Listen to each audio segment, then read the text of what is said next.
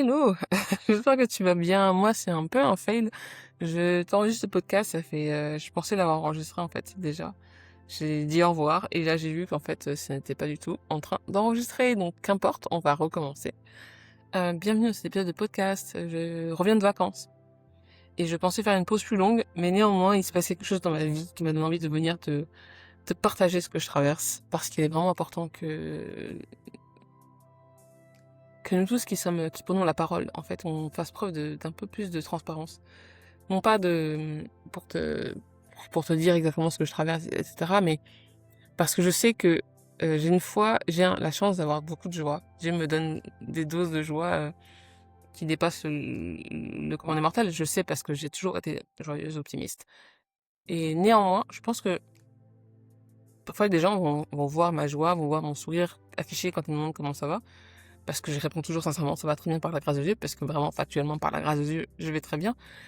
Mais parfois, ils peuvent avoir une image faussée, en fait, de ce que je vis, de ce que je traverse, et croire en des foutaises. Et je le sais parce que, hier encore, d'autres personnes, j'étais dans mon groupe de maison, hier soir, et j'ai entendu 2 fois la remarque, en fait, de, oh, elle est encore dans sa lune de miel avec Dieu.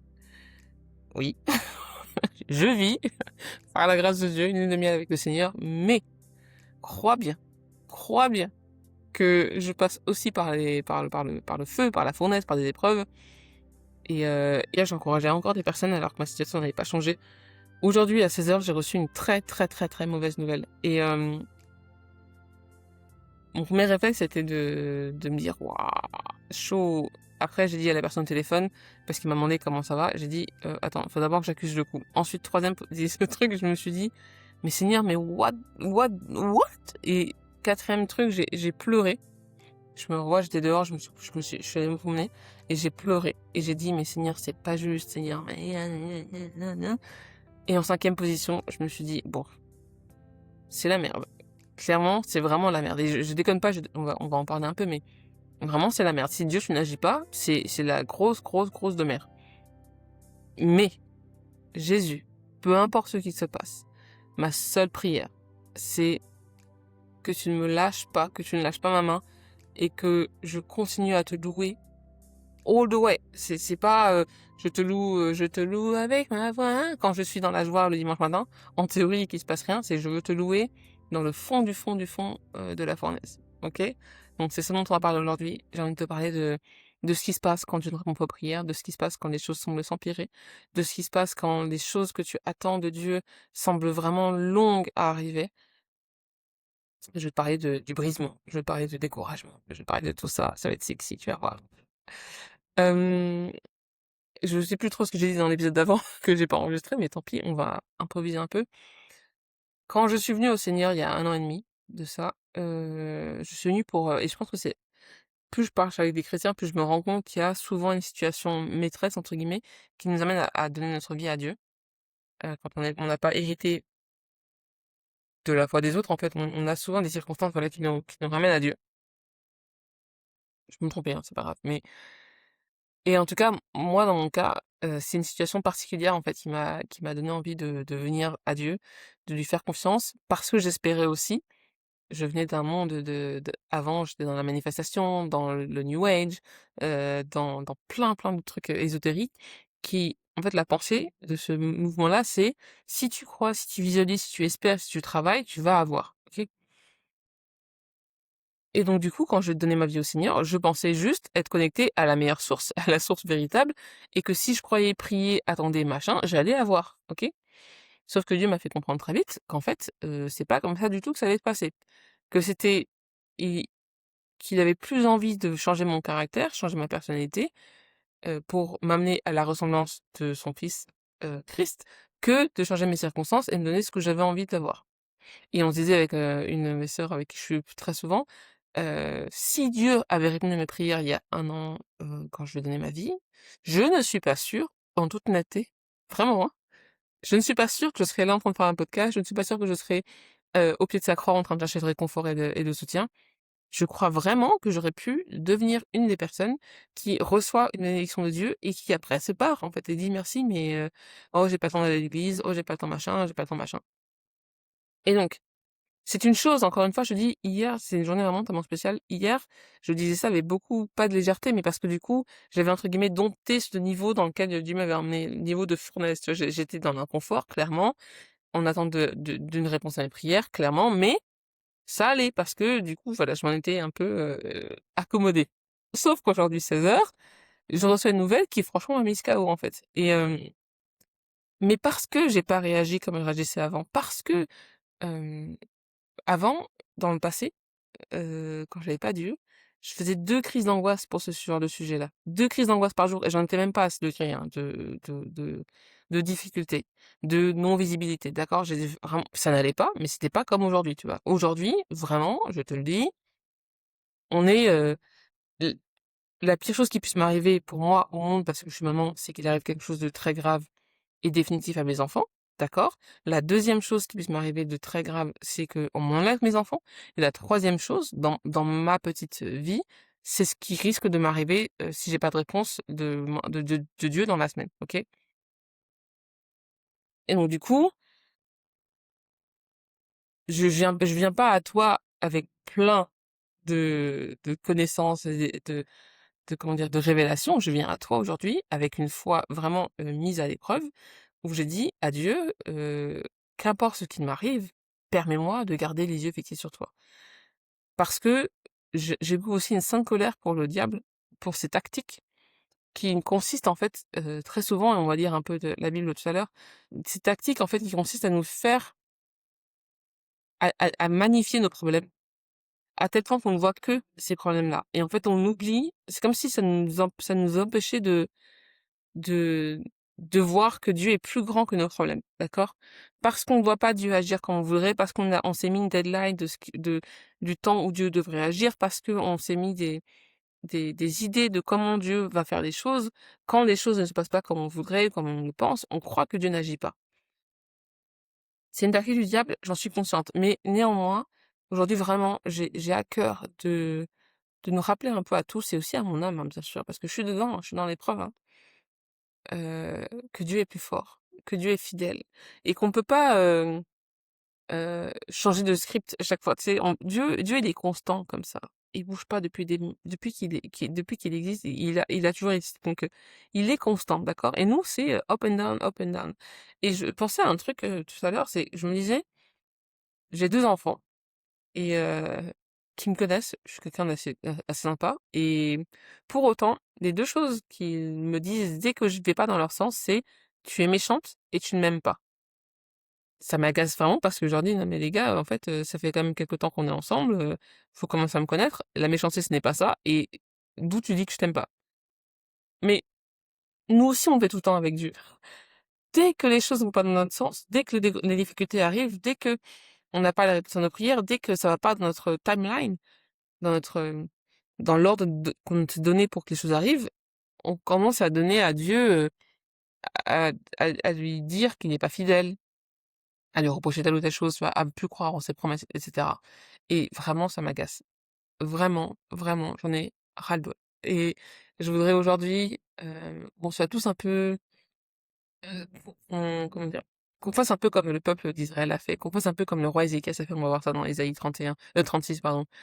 Qu'on s'en remette pleinement à Dieu, sans attente, juste en se disant que le Dieu de la Bible, le Dieu de toute éternité, ne peut pas mentir. Donc, peu importe ce qu'il se passe, je sais que je serai avec lui, même dans la fournaise, parce que euh, euh, Shadrach, Abednego et le troisième dont j'entends jamais le nom, étaient dans la fournaise et il y avait un quatrième homme avec eux. D'accord? Donc, on sait que même quand tu fais le bien, que tu fasses le bien ou que tu fasses le mal, si tu es juste, tu auras des épreuves. Le malheur atteint souvent le juste, mais l'Éternel l'en délivre toujours. Et on peut pas juste se contenter de lire ces paroles-là et de se dire amen le dimanche matin assis sur notre chaise confortablement. Quand on vit ces choses-là, on peut pas retourner à ce qu'on, on peut pas faire preuve d'amnésie en fait, tu vois. Enfin, on peut pas. On peut, mais bon, après, à quel point tu auras la paix, à quel point tu auras la joie, à quel point tu vas pouvoir supporter les épreuves. Voilà. Nous, on veut être des chrétiens matures. On veut être des chrétiens matures, ça veut dire quoi? Ça veut dire arrêter de vouloir comprendre les choses. Dieu fait des trucs de façon aberrante. C'est absurde. L'œuvre de la croix, le fait qu'on puisse même avoir son nom sur notre bouche, le fait qu'on puisse même avoir la révélation de qui est Dieu, Quand tu regardes à l'immensité du ciel, tu peux pas te dire: «Ah ouais, je comprends, c'est logique». C'est pas possible. On est tellement pourris, on est tellement, vils, on est tellement méchants, on est tellement rancuniers que ce Dieu-là qui est pur, qui est saint, s'est sacrifié à la croix pour nous donner une chance d'être avec lui et on a encore, malgré notre, rédemption, on a encore à douter de lui, on a encore à le remettre en question. Enfin, ce qu'il fait pour nous dans nos vies, le niveau d'amour qu'il a pour nous, sa miséricorde pour nous sont aberrants. Tu vois? On peut pas chercher à comprendre ce qu'il fait, tu vois? Néanmoins, tous les jours, hein, et moi pareil, hein, tous les jours, je fais preuve d'orgueil envers Dieu en me disant: «Ah bah c'est bon, ça fait 40 ans, je t'ai vu», comme si je prenais quelque chose. Voilà, donc je voudrais te partager 2 choses aujourd'hui, enfin plusieurs, plutôt 3. On va finir par une prière dans Apocalypse 3, OK? Donc aujourd'hui, je voudrais partager la première chose, c'est, j'ai regardé, hier, décidément hier, c'était vraiment une journée, limite préparation, tu sais, de ma journée d'aujourd'hui. Hier, j'ai regardé la série The Chosen, dans un épisode, je crois la saison 3 ou 4, je ne sais plus. Dans cet épisode-là, en fait, il y a, je sais pas si tu connais les personnages, mais donc il y a les disciples, les 12 disciples, mais aussi je parlais moins vite. Il y a les 12 disciples, mais il y a aussi des personnages un peu, secondaires, notamment un des personnages qui s'appelle Réma, qui en fait décède, des mains d'un Romain, d'accord? Et ce qui m'a vraiment choquée hier et interpellée, vraiment je crois que j'en étais émue aux larmes, c'est que, Réma meurt. Il y a Thomas, on le voit dans l'épisode, d'après, qui est effondré, qui pleure, qui fait des 100 pas, qui n'arrive pas à s'asseoir, à trouver la paix, qui n'arrive pas à respirer, qui accuse le coup en fait, qui vit un choc émotionnel terrible. Thomas, donc ils sont dans une sorte de prairie, il y a les disciples de Jésus, il y a Thomas là qui est assisté par des amis à lui, voilà, pour qui l'aide à lui dire à le réconforter et en fait, il y a Jésus qui est en arrière-plan. Ça déjà, ça m'a vraiment choquée en me disant: «Jésus n'est pas autre part, Jésus n'a pas été montré en train d'être en train de prier». Même si c'est une scène qui n'existe pas dans la Bible, on ça représente bien ce que Jésus fait dans nos vies à nous, d'accord? Il nous promet qu'il sera toujours avec nous. Et donc tu as Jésus donc qui est en arrière-plan, hem, on est à un des personnages, donc Pierre, qui va voir Jésus et qui lui dit: «Je ne sais pas comment l'aider». Donc Jésus, je pense aussi le Saint-Esprit fait ça dans nos vies, hein. Parfois on voit un ami, un proche, quelqu'un qu'on connaît, passer par des situations difficiles et on voudrait avoir les bons mots et le Saint-Esprit nous inspire les bons mots. Donc c'est ce qu'il a fait avec Pierre, qui est ensuite allé voir, Thomas. Et là, malgré les bons mots de Pierre, malgré les paroles inspirées, et cetera, Thomas n'arrive pas à se contenir, en fait. Et la seule chose qu'il veut, c'est aller vers Jésus. Et dans cette scène, en fait, on le voit vraiment quitter le sol où il était allongé par terre, se lever et marcher vers Jésus. Jésus qui l'accueille les bras ouverts et qui ne dit pas un mot, qui le prend juste dans ses bras. Et tout à l'heure, c'est vraiment ce que j'ai vécu quand j'ai appris ma mauvaise nouvelle. Il était 16h, donc comme je te dis, jusqu'à 16h, moi, je devais téléphoner avec la personne.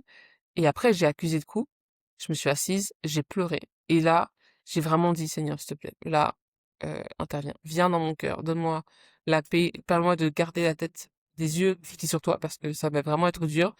Permets-moi de ne pas faire de scénario catastrophe. Je veux pas demander de l'aide, je veux pas aller courir, voilà, me plaindre auprès de qui que ce soit. Je veux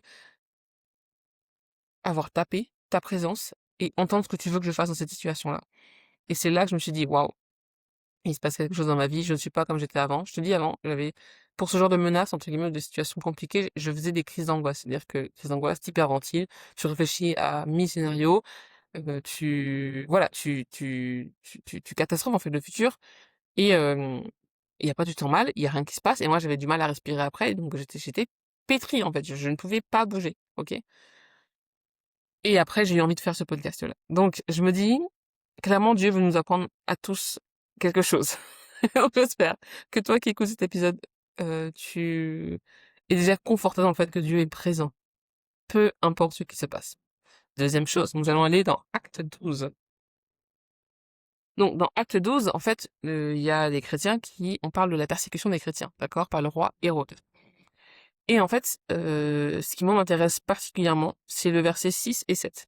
Pour te donner du contexte, dans ce chapitre-là, en fait, on apprend que le roi Hérode a fait tuer Jacques à l'épée et qu'il a vu que le peuple, les Juifs étaient contents de cette action de persécution et donc il a décidé de faire arrêter Pierre pour le juger et potentiellement le faire tuer aussi. D'accord? Donc on est au verset 6. Sachant qu'en fait, l'Église aussi s'est mise à prier pour Pierre. C'est très important parce que c'est notre vie en fait à nous-mêmes. On revenait au verset 6. La nuit qui précédait le jour où Hérode allait le faire comparaître, Pierre, attaché avec 2 chaînes, dormait entre 2 soldats. Des sentinelles postés devant la porte gardaient la prison. C'est hyper important. Il n'avait pas d'issue, le Pierre. Là. Pas d'issue. Soudain, un ange du Seigneur survint et une lumière resplendit dans la cellule. L'ange réveilla Pierre en le frappant au côté et lui dit « Lève-toi vite ». Les chaînes tombèrent de ses mains. Et moi, ce qui m'a vraiment choqué, je me suis dit, mais attends, à quel degré le mec devait dormir confortablement pour qu'un ange apparaisse? On dit que la lumière resplendit dans la pièce, ça ne le réveille pas. Il faut que l'ange aille le frapper au côté pour que Pierre capte, il se passe quelque chose. Ok? Et encore après, plus loin, tu verras qu'en fait, Pierre, il marche, mais en fait, il croit qu'il vit un rêve, en fait.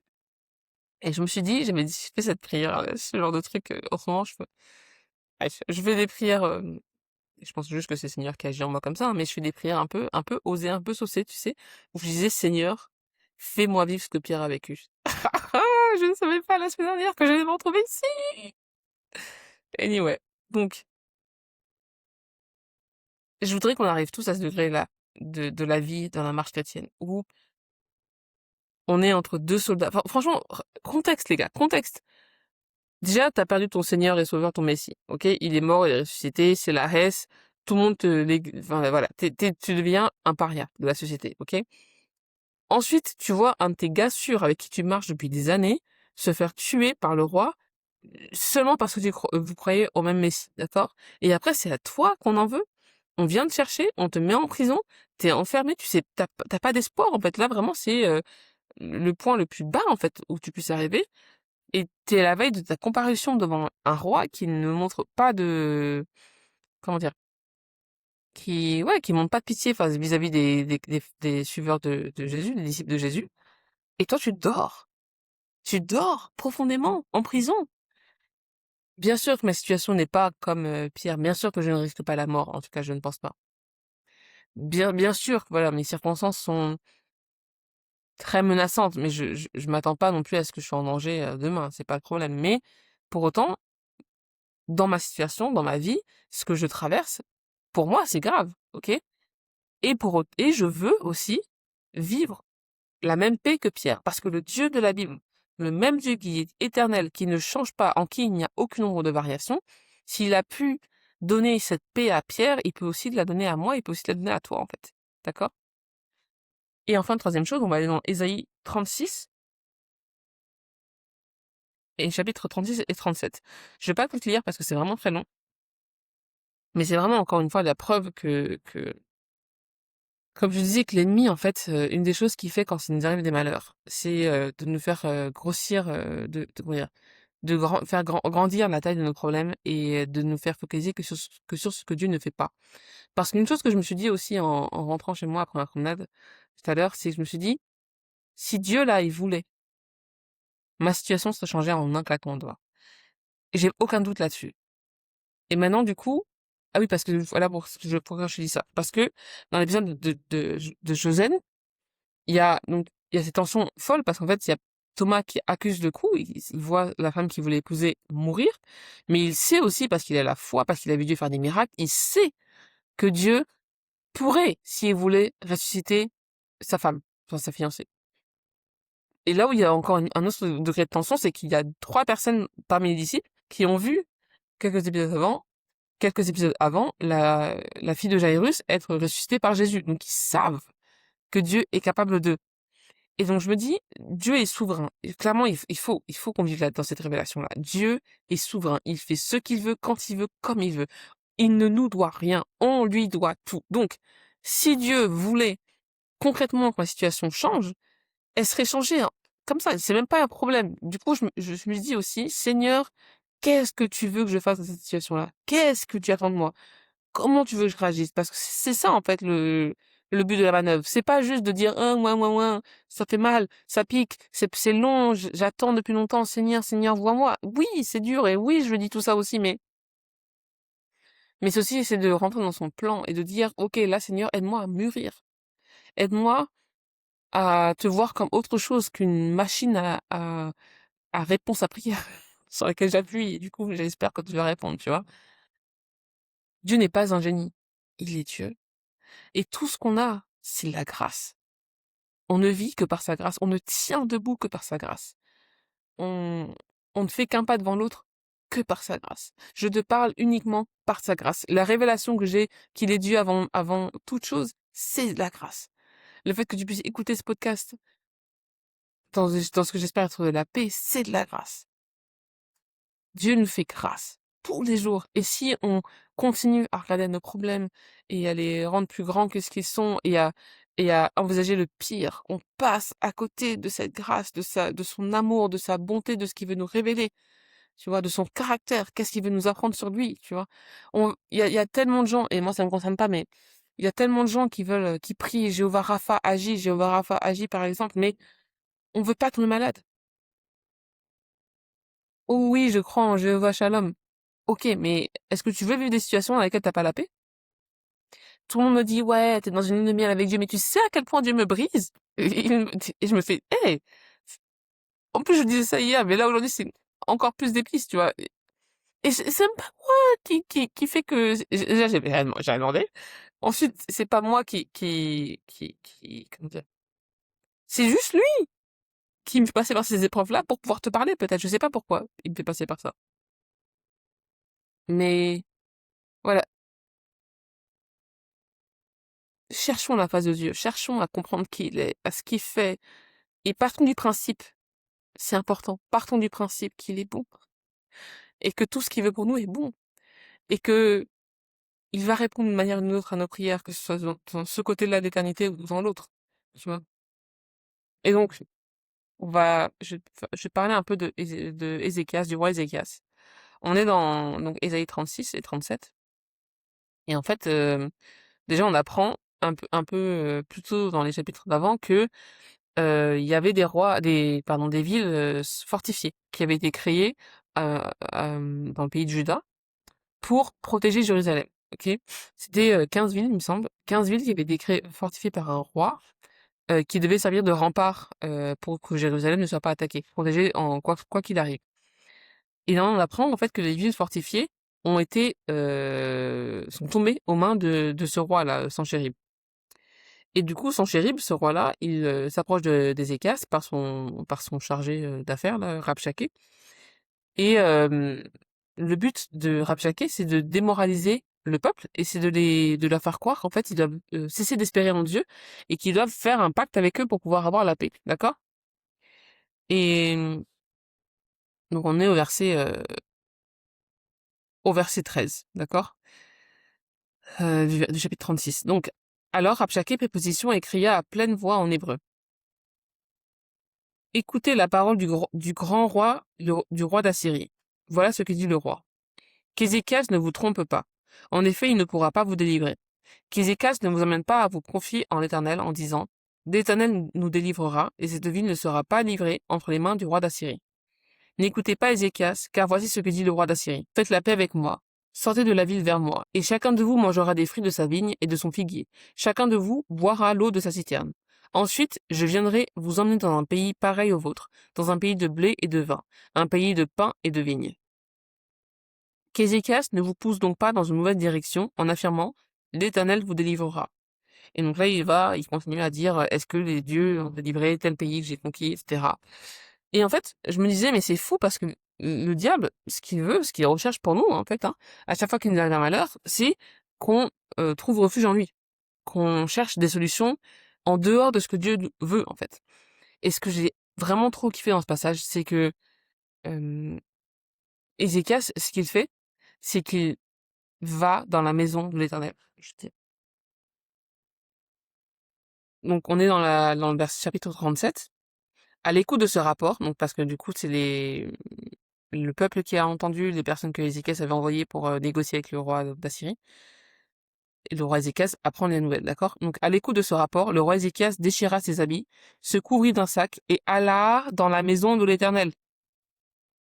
Et il n'a pas fait que ça, il a envoyé Eliakim, le chef du palais, Shebna, le secrétaire, et les plus anciens des prêtres, tous couverts de sacs. vers le prophète Ésaïe, fils d'Amoz. Donc, on a un roi menacé, son pays, là, est clairement sa ville, sa capitale est clairement menacée, les villes sont tombées, il entend des menaces, il entend des malheurs, et qu'est-ce qu'il fait? Il va dans la maison de l'Éternel, et il va chercher les prophètes, et il va chercher la prière, et il va chercher la solution et la main de Dieu. C'est ça qu'on est amené à faire quand ça va mal, quand on a des menaces. Moi, vraiment, le coup de fil que j'ai reçu, c'était que des menaces sur menaces sur menaces sur menaces sur menaces. C'est pas agréable. Franchement, c'est vraiment, j'ai tout en moi, voudrais faire autre chose que vivre ça, tu vois. Mais je me dis que je sers un Dieu. J'ai la chance de servir un Dieu qui n'a pas épargné son fils, qui est passé par la mort la plus atroce qu'on puisse vivre, une humiliation sans pareil, une dénigration, tout, il a tout perdu. Et il a tenu pour nous, pour qu'on puisse se réclamer de sa famille. Et moi, avec mes problèmes, je vais, quoi, je vais aller chercher des solutions pour moi-même. Mais non! Non, je refuse en fait, je refuse de jouer dans le plan de Dieu. Et en fait, en plus, tu vois, il dit, Sanchérib, enfin, Rabshakeh, là, euh,